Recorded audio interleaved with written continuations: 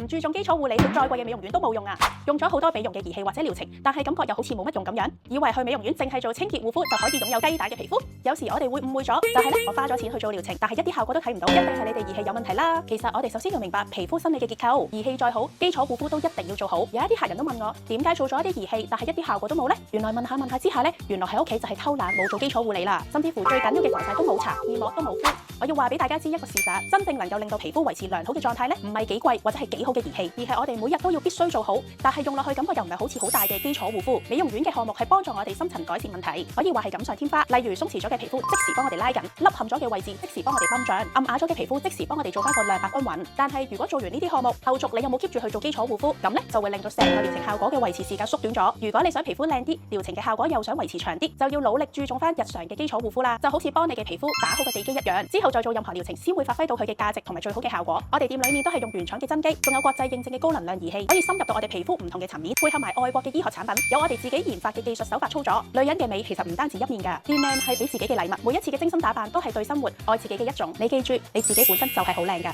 繼續關注我，愛美愛上 JC Beauty。